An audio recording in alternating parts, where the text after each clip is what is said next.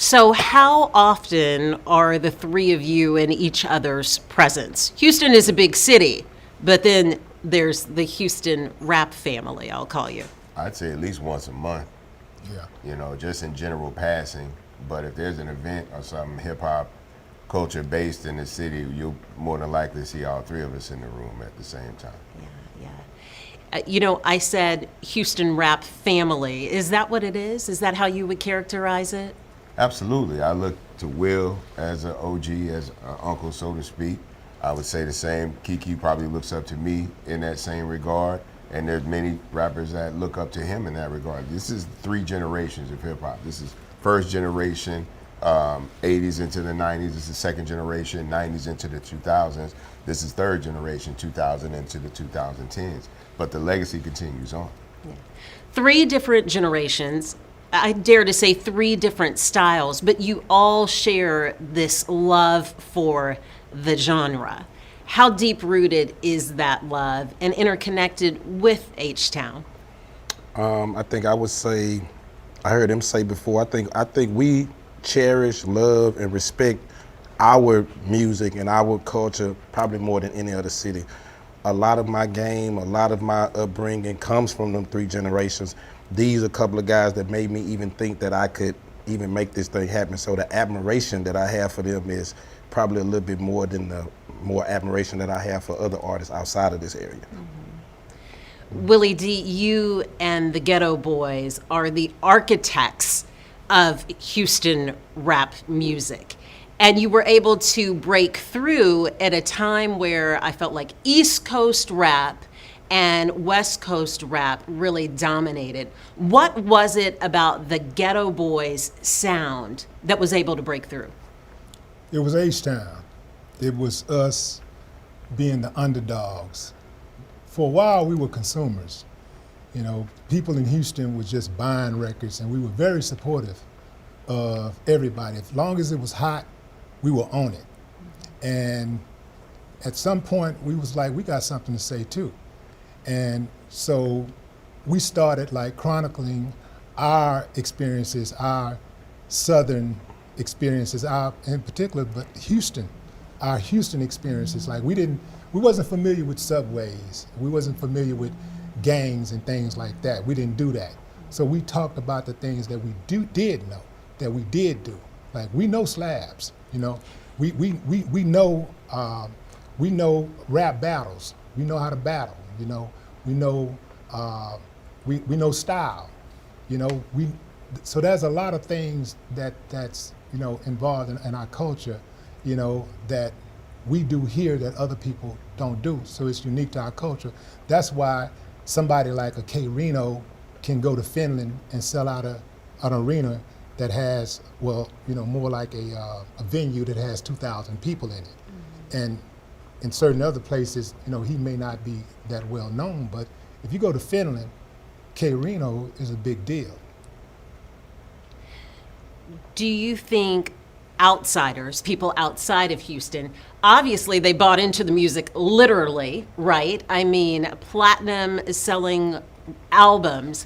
Obviously people bought into it, but what do you think was intrinsic in the music that they were able to connect with? Our style, our lingo, that Southern drawl, that not trying to be like everybody else.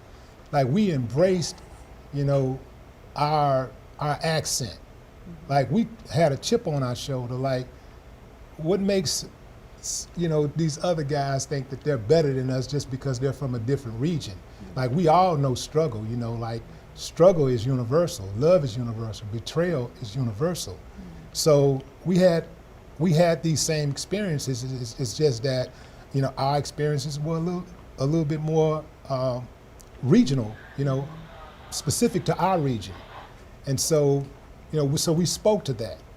And people gravitated toward it because they thought that before, we started putting music out, before Ghetto Boys, they really thought that we were still riding around on horses and wagons out here. Serious. I went to St. Louis once after a show, and I was sitting around in a room talking to some girls, and I told them that we actually, when we have a conflict, we have to go to the sheriff and get permission for a shootout. And she believed it. No, she She did not. absolutely believed. She fell for a hook, line, and sinker. And I said, you know, y'all have car pools, we have wagon pools. And she believed it. So, you know, a lot of people get caught up in these depictions of what the South is and what Houston might be by watching these cowboy western movies and things like that. And then, you know, they come down here and they realize that H-Town is just as cosmopolitan as any other major city. There are streets here, there's hustling here. That's all universal. Yeah, well, all of it, you know, also, you know, like intelligence is here. You know, people who are educated, a lot of educated people are right here in Houston. Civilized people are in Houston, Texas. And it's sad to say, but it's people that are not well traveled. They just know their block, they know their city, and they think the world revolves around that. And it doesn't. You know, there are people who really are very limited in their cultural experiences because they haven't moved around. Luckily for us, you know, all three of us, we've been able to express ourselves and basically, you know, represent our city and be able to travel and spread the word that, you know, H-Town got something to say. You know, the South got something to say. A lot Yeah. to say. Yeah. Yeah. How do you think your lyricism and your talent influenced up and coming rappers? They saw it was possible. This is simple. We didn't go in thinking like, oh man, we finna change the world. It wasn't like that. We was just like, man, we finna go get some respect for the H-Town, you know, like we finna go get some respect. We want them to know that we got something to say. We here, we exist. We're not just consumers, we got talent too. So for us, it was like, I don't know how cognizant we were of opening the door for future rappers. It was just like, we're gonna just let these people know that we have something to say, that we are here. And, you know, the people in this town, in this city matters.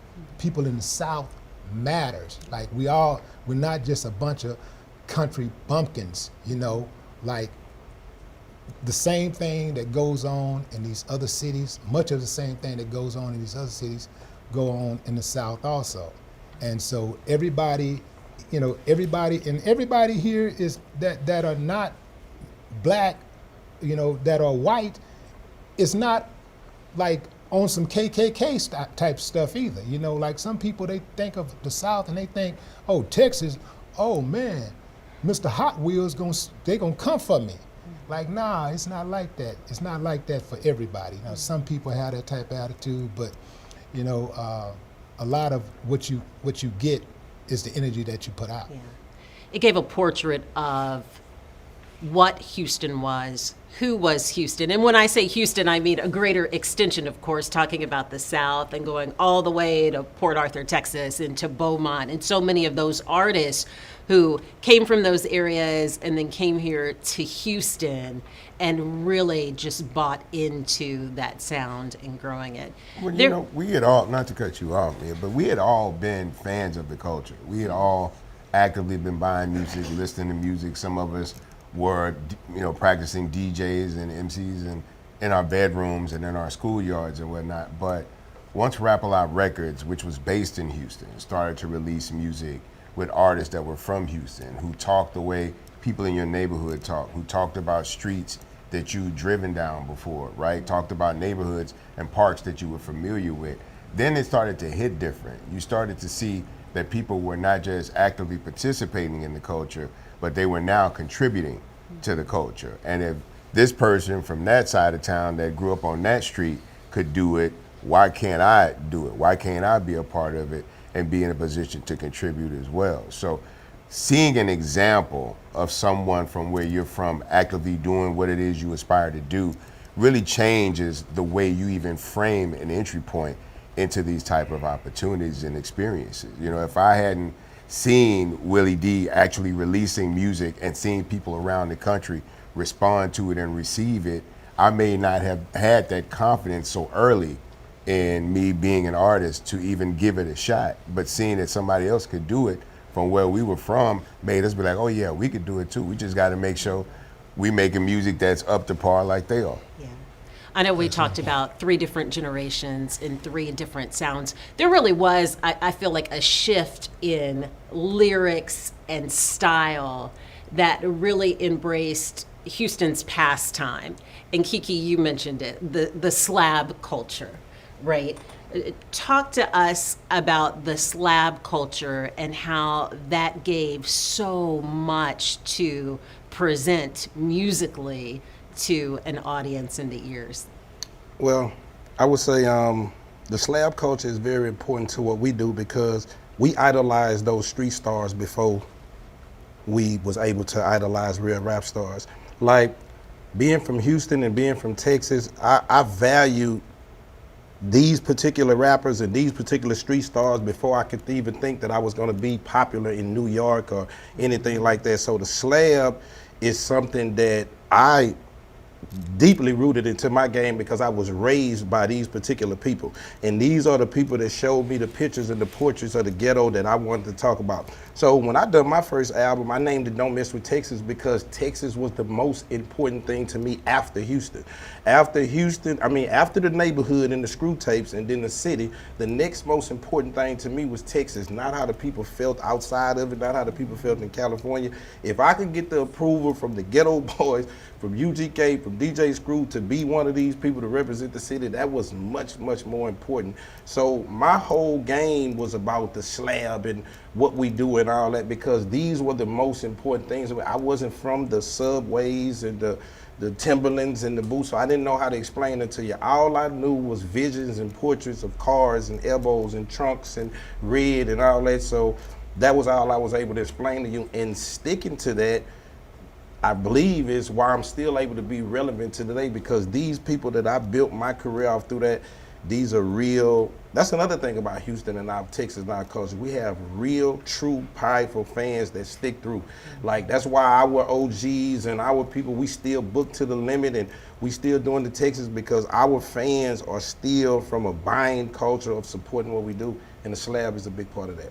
It's timeless music, and I want to talk more about that. But real quick, I want to educate people in case they're watching and they're like, "What's a slab?" So we're going to do a quick dictionary here. Okay, first up, slab.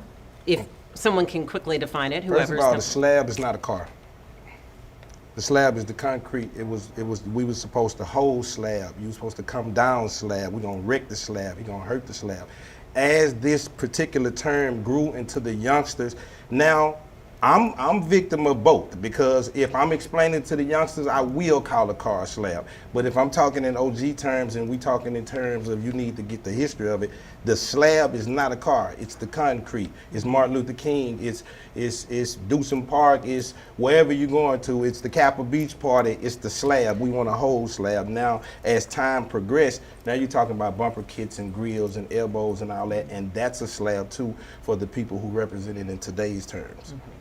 Swingers, you said that somewhere in there. What's a swinger? I swear, what you call it? Let me hear you say it again. See, exactly. This is a self-education as well too. It's called a swinger. Okay. And it's not a swinger. It's a swinger, and it needs to be said in that particular thing. Now, it's come from a wheel that was created from a wheel called Krager. This wheel was produced in '83 and '84. And they even had some in '85, you know what I'm saying? But those don't fly, you know what I'm saying, as much as the ones. And that's a particular wheel that came on a Cadillac that became very popular in our culture. And later on, it was reproduced by the Texan Wine Wheel or whatever they do. But '83 and '84 is a classic wheel, and that represents a swing. '83, '84, glass, swing, it's all the same thing. Elbows. That, same. Same rim. Same thing. Deuce and a quarter. That's a car. L-Dog. That's a car. That's a car. And finally, 4 4s. That's the rim. It depends. It depends on we talk about the dog. But now the 4 4s is 4 of the foes. That's 484s. Tipping on 4 4s. But you could also come from the fofo. Which Which is is- Acres Home, right? Acres which is Homes. Acres Right. Homes. Right. Because usually they saying you riding on 4-4s because you can be riding on 5. Pretending, depending on where you at, you might be on 6. So these terms work together. You could be holding the slab in a slab, riding on foes in the faux faux. You could put all that together and you would not be having any double negatives. With your elbows out on your riding elbows. Both. Yeah. I follow you. You got I it? follow you. Yeah. I do. right. And I know a lot of this is intertwined within the music. Tipping on 4/4s is 20 years old. That's crazy. Is it? Wow. It is. That's crazy. Wow. That make And me I feel- still hear it all the time Yeah. in so many different places. You still hear this 20-year-old song from sports arenas to Texans games to parties to on the block. That's a testament to our culture. That's what we explaining, that there is no other culture that's going to continue to be the driving force of making these songs. Listen, we can throw a party right here and we don't have to leave. We think we really doing it, you know what I'm saying? Because we got that much support of our city, and you know, that makes us be able to have these timeless and classic songs like that. You know, for many years, being a fan of hip hop in Houston, you could only support people outside of Houston because that was the only place music came from. Once the hip hop started to actually be created here and people could actually speak to the identity of Houston, and fans of hip hop music could support people directly representing their culture, they took it far more serious than maybe cities like New York and LA, where the culture was much more available to them and was always more accessible to them. Once Houston had people whose music represented the identity and the idea of how they saw the city, that's when they latched on and never let go. The way that everyone that walks and lives in the city of Houston and goes about their day cares about the city of Houston, the music we created is their soundtrack. It says how they feel, and they still feel like that. People that love Houston love Houston. And so music that talks about love in Houston will never be separated from the culture. Yeah. I don't care how long I'm gone after this music, there are still gonna be people that wake up every day that want to show how much they love Houston, and it's very easy for them to do by playing songs. Songs that then turn into anthems like South Side. Again, another track that's now decades old. I think Are you decades old? that's what I'm trying That's to what I was wondering. I'm trying to I tell said you. that and I thought, Now, but I tell people all the time, I don't know if it's from a social media standpoint based on how it's going now, because you can get more access to it. You know, your telephone, your streaming, and it's much bigger than it was 20 years ago. Yeah, I think I own it now, so it's, The rights are reverted. it's much bigger now. But Yes. yeah, I love those songs, and it was times where, and like we said, we made those songs. We didn't go in the studio and make these songs for the world. We made them for the city and for the town, and you know what I'm saying. And people was on us about that at the time. Man, you just making this song, but now it's 20-some years later, and I've been asked to redo that song 5 times. I can't get it done. It don't work. That's it. That's the one it is, and that's what it's gonna be. oh, it works. Yeah. Me Definitely. trying to do it again, don't work. No. It don't work. But you know, a lot of times when people have a knock about you, any of us making music that's specific to our region, that comes from arrogance, because nobody had anything to say when, you know, NWA made the song about Gangsta Gangsta. Nobody had anything to say when Grandmaster Flash and Furious 5 made the song about The Message. You know, all that was all New York. It was all about New York culture, and nobody questioned it. And that's why at the end of the day, you know, good music is good music. If you just put it in pocket, you got a good beat, you know, you got good words, you got a nice hook, you know, and you're saying something substantive, like, you know, people will respond and they'll reward you for it. It seems like Houston rap artists love to collaborate.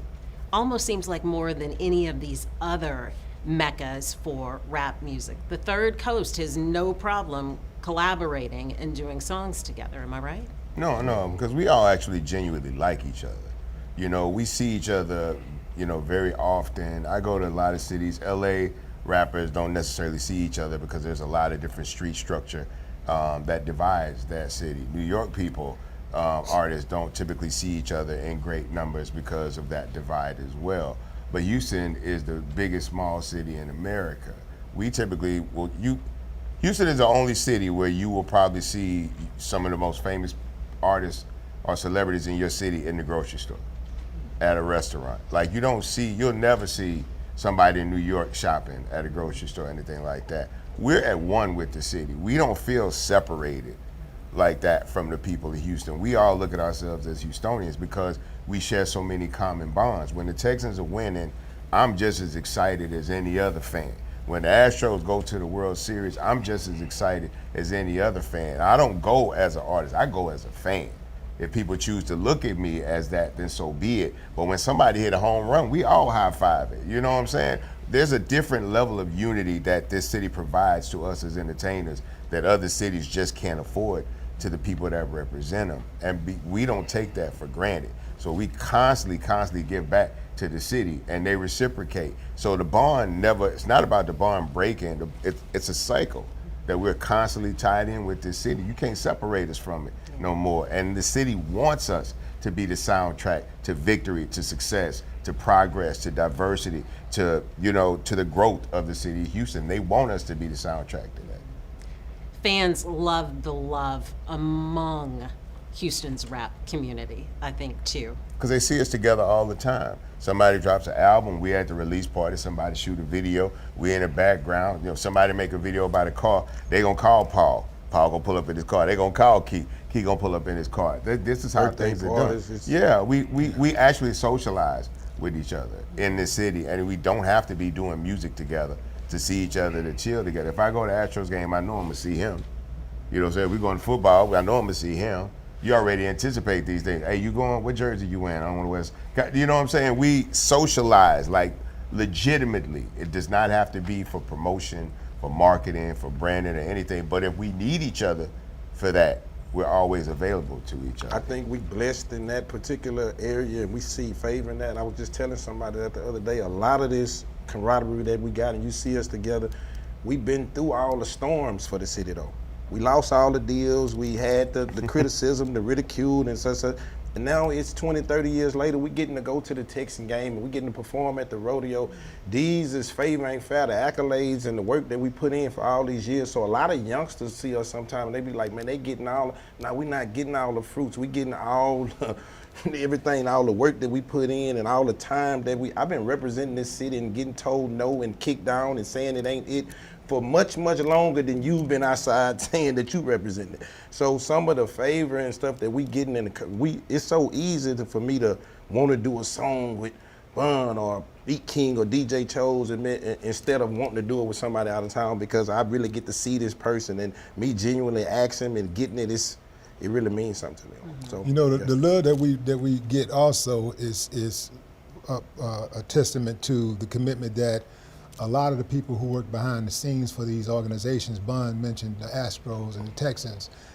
These guys who work in these organizations, they reach out to us and they invite us into their home when they have games. So they make us feel that we're a part of the organization. And so it's easy when the organization reaches out to you and they say, we want you to be a part of this, we respect what you do, we want we want you guys to represent. And when they do that, it just makes it a whole lot easier for us to get involved. We don't see that in a lot of other cities. We're watching just like everybody else, just like the other fans are watching. We're watching the television too, and we don't see a lot of the local artists at these games and in the sky boxes and stuff like that.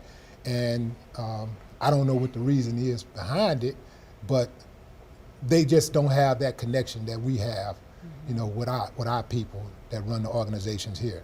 It's a deep-rooted connection. Yeah, and to the point that Keke made about weathering these storms, we literally weathered the storm, like literally weathered the storms. When they come in, we're on the ground. We're boots on the ground, just like first responders. Our rappers, our heroes right here, we're on the ground. We're actually helping out. We're giving our name and our likeness and our bodies to helping to deliver goods and supplies for people who are in dire need. We're out there, we're on the ground for real. So it's just a total different vibe than you'll see anywhere else you go. A total different vibe, a total different sound. I want to go back to sound and talked about Chopped and Screwed, because that is uniquely Houston and this area. Chopped and Screwed, very different than what anyone had heard before and still resonates today. Chopped and Screwed, give us your definition of it, Keke.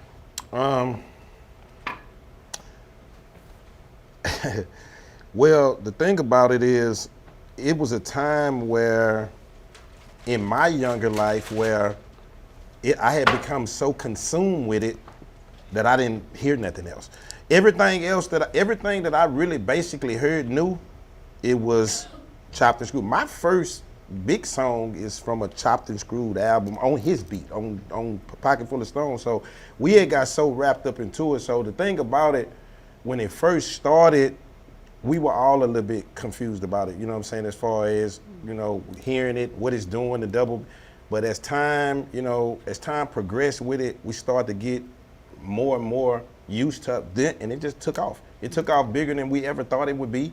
And my thing is, it's still strange to some people. It's still some people who don't know actually what it is, because now it's much more than a sound. It's down in its own genre. It's its own particular thing that's in the South that needs to be praised on its own. Because now you can do a regular tape and that. I don't do as much as I used to do, but the sound Chopped and Slow, I think it took much more legs than just being something that was done. It was something that was a part of our culture, a part of our music, a part of our lifestyle, how we do it, radios, cars. It's people, I know people right now who still haven't transitioned out of that music. Like, I got friends right now, they still just straight listen to straight Chopped and Screwed. They don't even listen. And I'm the opposite now, you know what I'm saying? I kind of listen to nothing but regular music now, you know what I'm saying? So I think that Chopped and Screwed is not just something that y'all heard with the double beat and all that, DJ Screw. We got a lot of definitions of that. I think it's now a part of our culture and something that has to be talked about when you talk about our music, period. Mm-hmm. When you talk about the Houston music legacy. Yes. And music legacy in general. Mm-hmm. Yes. Because I think that's the thing. And Willie, you touched on this earlier about Houston music now having this broad appeal and being international, right? And I know, obviously, with UGK and with Big Pimpin', I mean, you guys were already superstars, but that really, I felt like catapulted that name UGK to a whole new stratosphere. No, absolutely, because I think the one thing that I've noticed with Southern music, as opposed to music from other regions, is that we make this shit look fun. Like, we really actually having a genuinely good time. We're not necessarily worried about if our clothes gonna get wrinkled through the video shoot and stuff like that. We take pride in our appearance, but we're not stuck on it like that. We try to have a good time and show the energy and the vibe of it. That's why a lot of music today carries different elements of Houston hip hop in it in order to make themselves look a little bit cooler. You know what I'm saying? In the moment, a lot of what we've done in Houston lifestyle, which translated into the Houston music culture, is now popular culture. You know what I'm saying? There are artists who are not from Houston, who don't necessarily have a fan base within the Chopped and Screwed audience, who will still make a Chopped and Screwed or a slowed down version of their album just to make sure they're making it more palatable from people in this region. Yeah, that's what I was thinking. Right the there. South is the largest musical region in the country. If it's just a numbers game, we have always been the biggest supporters and the biggest buyers of music. Houston was typically number one for buying music in general.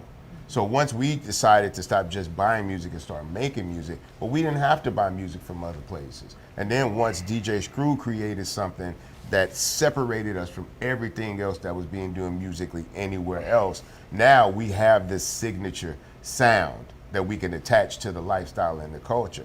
And so you see people wanting to be a part of that stuff. They come to Houston, they want to do a song with a Houston rap, hey man, can we get some slabs? You know what I'm saying? That's the first thing people say. Can y'all bring the slabs out? And Keke got to explain the slab ain't a car, the slab is a slab. But I'm saying that it's impossible now to show that you're getting money, representing your hood, and having a good time doing it without either collaborating with a Houston artist, making a remix of a Houston record, or trying to bring in elements that represent Houston's culture. We're inseparable from hip hop, from people having fun and making money in hip hop now. They all come from the South primarily.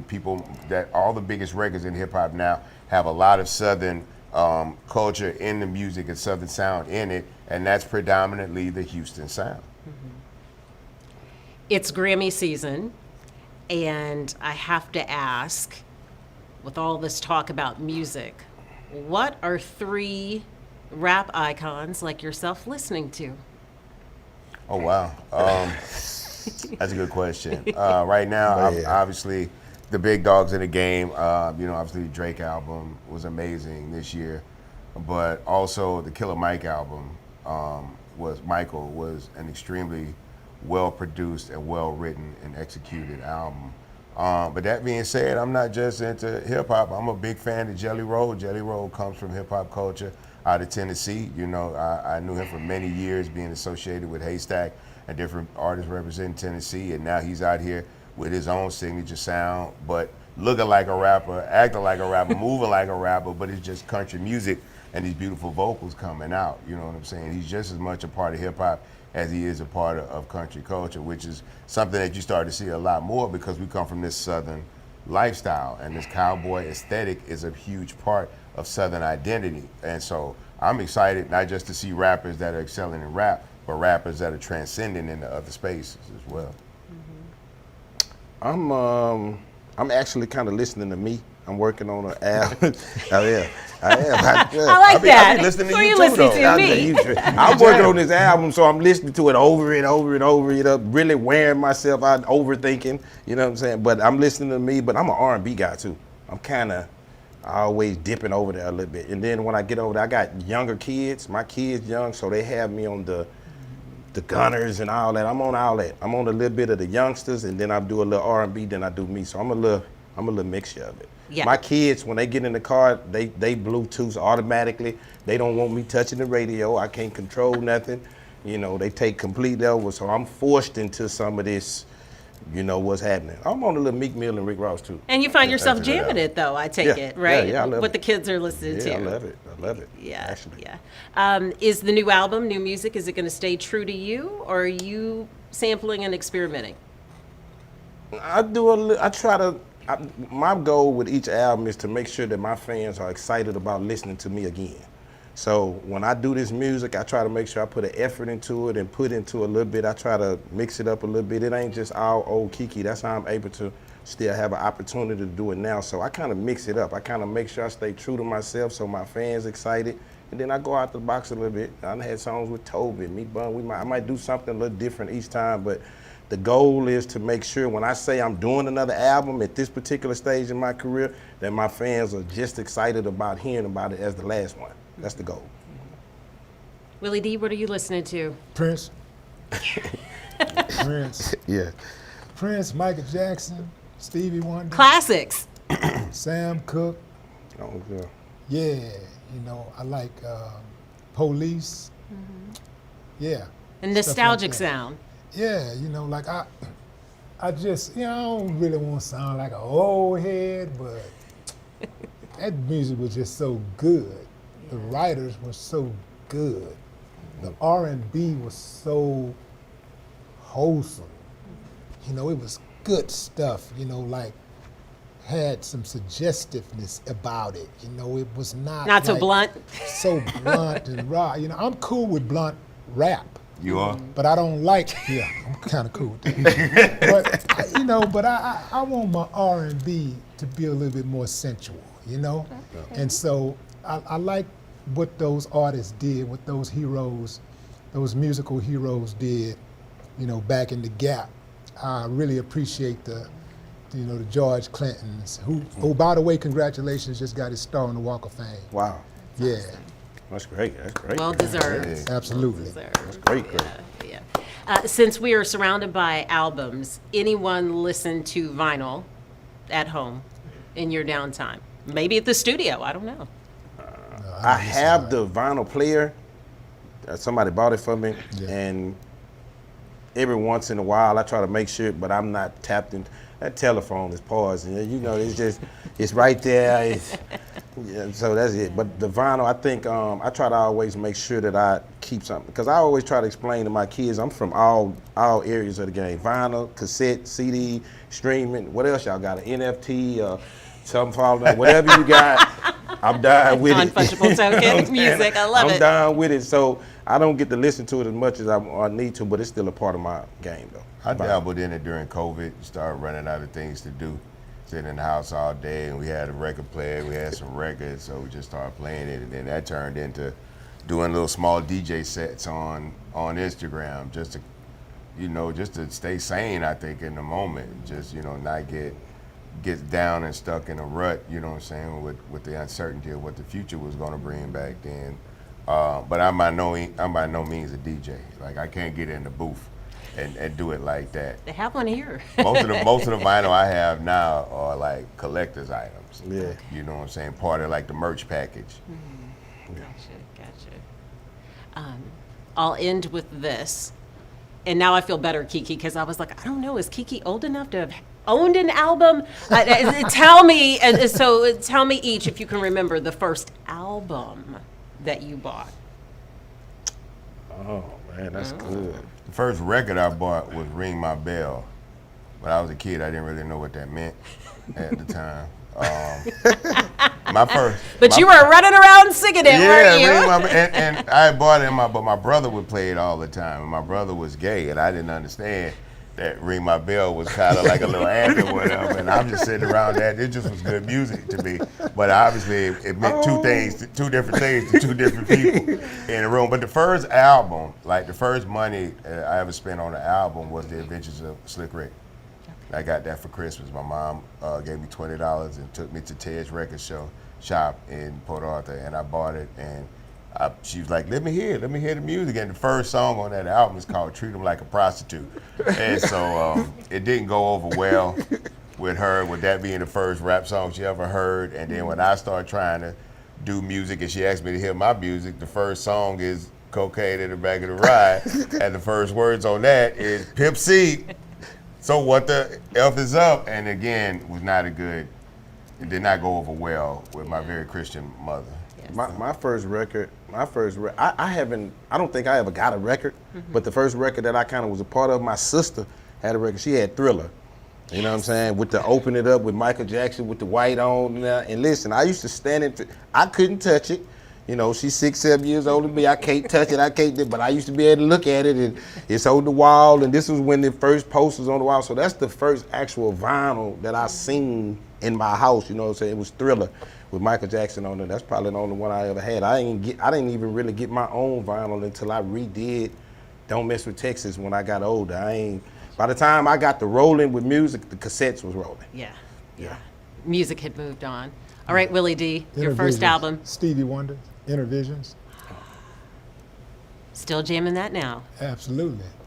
Stevie Wonder. And let me put this to rest right now. I've been hearing a lot of people talk about who the greatest artist is of all time and all this kind of stuff, and heard a number of people say certain names. I ain't gonna repeat them, but let me just put this to bed. And for anybody that's on the fence, y'all can just join my side if you want to. Stevie Wonder, besides Willie D, Stevie Wonder is the greatest artist of all time. Everything that your favorite artist did, Stevie Wonder did without sight. Now, put that in your pipe and smoke it. Okay. He was rapping on some of those tracks. Man, Stevie Wonder, ain't nobody touching Stevie Wonder. Except Willie D. Period. Except Willie D. Just be clear. Look, I just want to be clear about that before I go out. Just to be I clear. forgot, but my mom used to have a few records too, Luther's and Freddie Jackson. Oh, yes. Al Green. There's a lot of blues in my house. Bobby Blue Bland, ZZ Hill, Tyrone Davis, records like that. Yeah, see, that was my mom too, so my mom played blues and R&B in her house, and my dad played soft rock. Okay. So I kind of got it from both angles. A nice mix. Yeah, it was a good mix. Very. That's good where the mix. police come in. Yeah, that's where the police come. That one threw you off, huh? He was going down a list and then suddenly said police. The police or the police? I know about police. I didn't know where he was going with this. Not the police. Police. Well, sometimes I had interactions with the police while listening to the police. Okay. Right. You know. But it worked Next time, out. tell the police they need to listen to more police. You dig what I'm saying? Yeah.